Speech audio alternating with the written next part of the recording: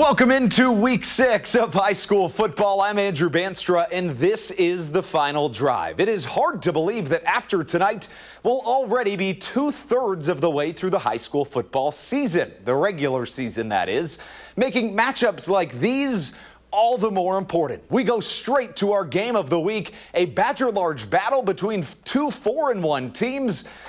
And it is going to have major playoff implications. In the first quarter, the Cardinals were marching. Braylon Peterson pushing the ball, I should say, to his man Van Vogler for a big gainer. And later, if it ain't broke, don't fix it. Peterson puts it on Vogler again. And Sun Prairie East gets the early score. And they get the ball back, too. But then, this is the last thing you want to see. Fumble! The pitch misses. Brady Kaufman and the Silver Eagles snatch up the opportunity. Later on, Jackson Zabowski, the quarterback for Monona Grove, he gets it into the end zone himself. A fantastic game here that is going to have major playoff implications. And Monona Grove wins a stunner, 21-16, the final score, and we send it to Nash Dara for our game of the night. Thanks, Andrew. The game of the night brought us to Lodi High School, and put on your best dress because it was homecoming. The Capital Division matchup tonight lugged the 5-0 Lake Mills L-Cats, led by state touchdown leader Tyler Woolen Jr., to face off against the 4-1 Lodi Blue Devils. A bout made for Friday nights. The last 8 times these teams have seen each other, they have split the series 4-4. The L-Cats started off slow in the first half, going scoreless, but the second half started off strong after a deep bomb from Woolen Jr. to Dylan Brinkman to set up the passing touchdown to Gibson Quant. However, this would be the only points of the night for the L-Cats, as the Blue Devils would go on to win 24-7. And we jump to Division I, where it was a Madison mashup. We start on the west side of town, where Madison La Follette and Madison East each looked for their first back-to-back wins of the season. Believe it or not, last week, both the Lancers and the Regents won by 1 point. We pick things up in the fourth quarter, West winning big, 20-0, but the Lancers' Dylan Olkers does not let that donut stay on the board. The halfback houses it and gets La Follette into the end zone, but the Regents, they would not be denied. Jack Jurgella gets into the end zone, and how about this? Madison West wins what we'll call the Madison Cup. They sweep their Madison Public School opponents, and I can tell you, although the final score isn't in there, Madison West wins big over La Follette in this one over at Mansfield Stadium.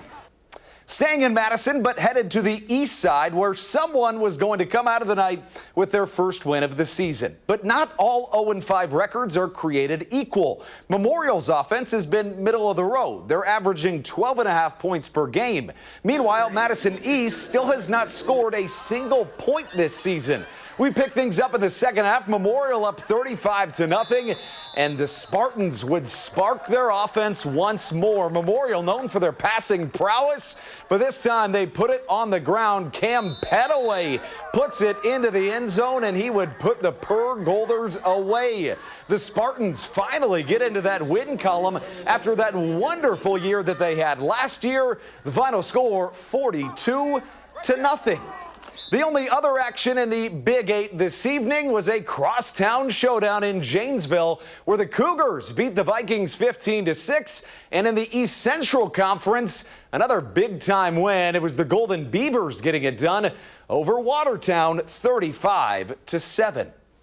After starting their season with back-to-back wins, it has been a tough trail for Oregon, losing each of their last 3, and things didn't get easier tonight. Hosting an undefeated Waunakee team, and the challenges kept piling up for the Panthers, trailing 39-0 in the fourth quarter, and finally they would pounce their way into the end zone. Ethan Pagels puts it on his man Braden Evans to put a crooked number on the scoreboard, but Waunakee, they still wanted more. Keegan Ballard was bawling out. He keeps his Warriors chugging as they go on the road and take out Oregon, winning big 52-20, the final score.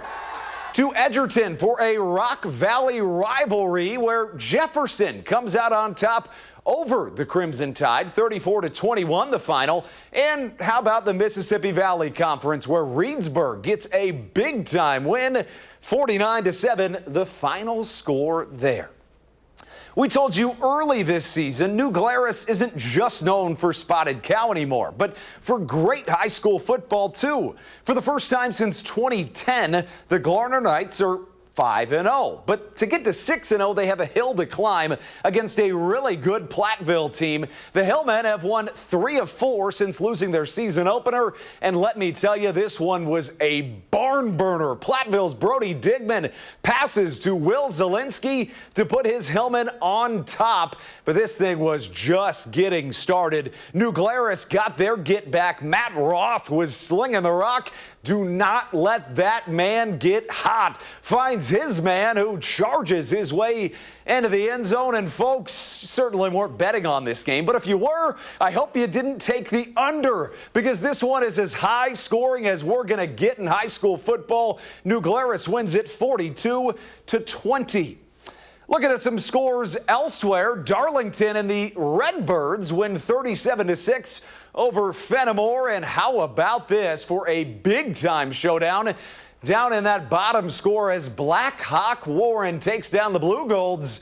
14-7 is the final score. And moving on, we're going to get to another fantastic game. Columbus and Clinton couldn't ask for a much better in a repeat matchup of last year where the Cardinals won handily. But this year is as different as it gets for the Cougars, who already have more wins this year than they did all of last. This battle of 4-1 teams was a special night, a spectacular flag ceremony before the game. And this matchup between the Cardinals and the Cougars turned into a one-sided affair with 2 early rushing touchdowns from this man, the absolute running back who's not going to get caught. How about Owen Cowell, the bell cow halfback, gets into the end zone once, and he'll do it again just here in a second. How about number 5 putting on those road running dashers, running through the Cougars and finding his way into the end zone. 42-0 Columbus, the final score. Looking at a couple of more scores as we move on to our next screen. Marshall and Cambridge, I think we were going to get to that game, but looks like maybe we're going to be going elsewhere as we come back here out onto camera to the Badger Small, where 2 teams come into the night with just 1 loss on their ledger. For Mount Horeb, their 4-1 record should be no surprise. They're a perennial powerhouse. But for Sauk Prairie, they've surprised people. They're off to their best start in 20 years. You have to go all the way back to 2005 to find the last time the Eagles started 4-1. First possession of the 3rd quarter, Mount Horeb up a touchdown, and Sauk Prairie slings it. Caden Hermsdorf to Blaze Caldwell, but then how about this? Mount Horeb Barneveld started slinging it, and once they do that, let me tell you, there's no stopping Brooks Hendrickson or Colin Hagg.